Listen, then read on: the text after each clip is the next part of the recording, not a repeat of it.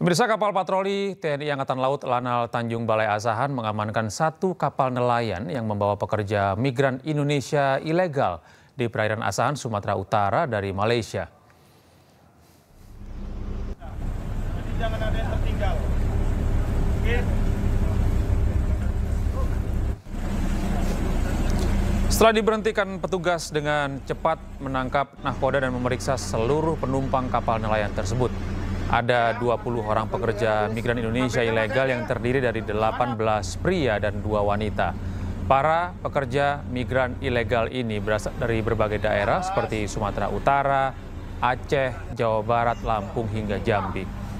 Guna mencegah masuknya barang ilegal, petugas juga melakukan pemeriksaan barang bawaan PMI ilegal. Selanjutnya, para PMI ilegal ini akan dibawa ke kantor imigrasi Tanjung Balai Asahan untuk pendataan lebih lanjut, termasuk pemeriksaan dokumen.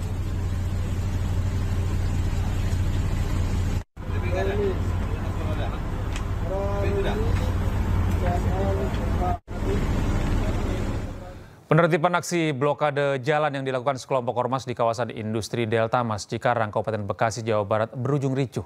Seorang ahli waris diamankan polisi karena berusaha mengadang alat berat yang akan membongkar blokade jalan.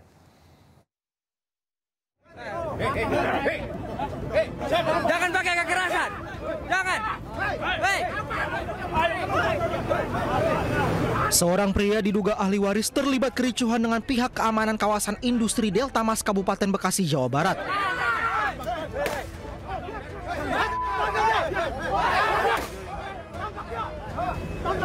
Pria ini sempat berusaha mengadang alat berat yang akan membongkar blokade jalan. Untuk melerai keributan, polisi terpaksa memberi tembakan peringatan beberapa kali ke udara. Polisi pun akhirnya mengamankan pelaku untuk menghindari hal yang tidak diinginkan.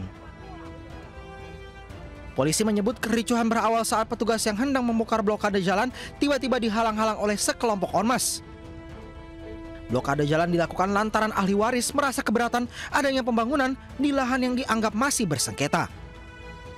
Bermula dari peristiwa ada pembangunan, kemudian ada salah satu dari ahli waris mencoba menghentikan proses pembangunan.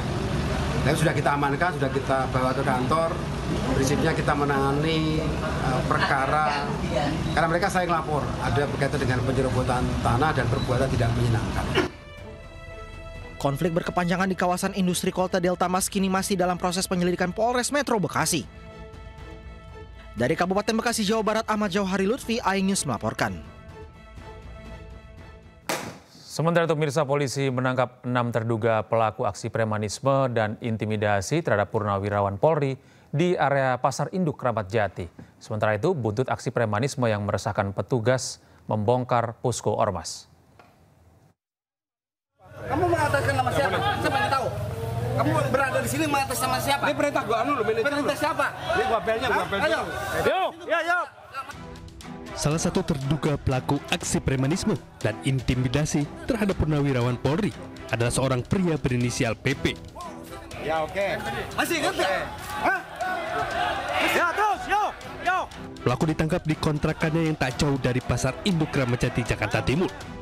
Pelaku PP merupakan orang yang mengintimidasi dan mendorong dengan badan purnawirawan Polri bernama Ibtu Teguh yang menjadi kepala keamanan di Pasar Induk Kramat Jati. Oh, siapa? Dari hasil pengembangan, petugas juga menangkap 5 orang lainnya dengan total 6 orang yang berhasil diamankan.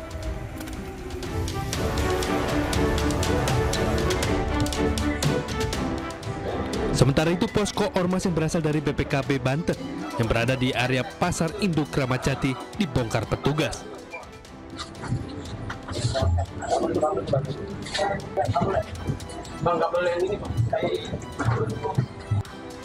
Dalam pembongkaran tersebut tidak ada satupun anggota ormas.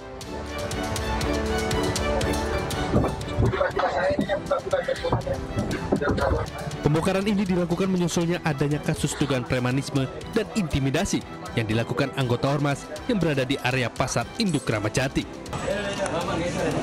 Dari Jakarta, Rio Manik, iNews melaporkan. Kadin Kota Cilegon menjawab dugaan permintaan jatah proyek senilai 5 triliun rupiah. Menurut Wakil Ketua Kadin Cilegon, pernyataan tersebut adalah pernyataan pribadi dari salah satu pengurus yang sedang dalam kondisi emosional.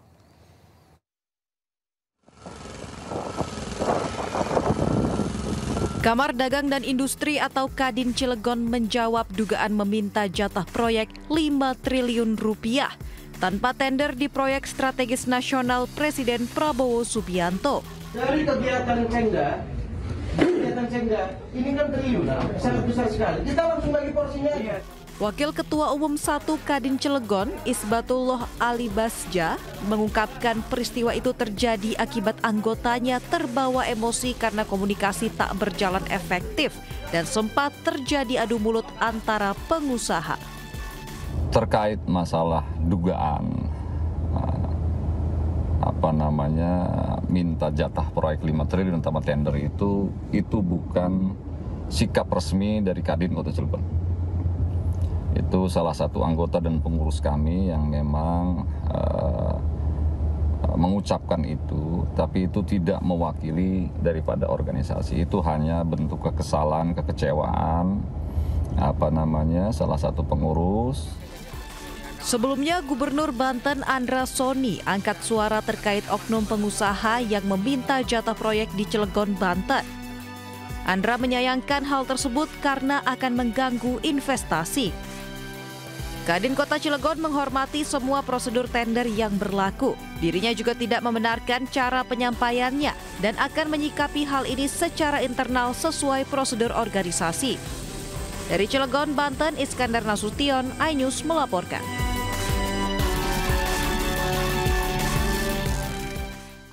Kapolri Jenderal Listio Sigit Prabowo menegaskan akan menindak tegas premanisme berkedok ormas. Pemberantasan premanisme itu akan dimaksimalkan dalam operasi pekat yang akan dilakukan serentak di seluruh Indonesia. Pernyataan Kapolri disampaikan usai membuka rapat kerja teknis pada Kamis pagi. Kapolri mengingatkan agar jajarannya merespon cepat laporan masyarakat dengan menjalin komunikasi dengan masyarakat secara langsung. Kapolri juga akan memaksimalkan pemberantasan preman berkedok ormas dan debt kolektor yang kerap mengganggu masyarakat dan iklim dunia usaha.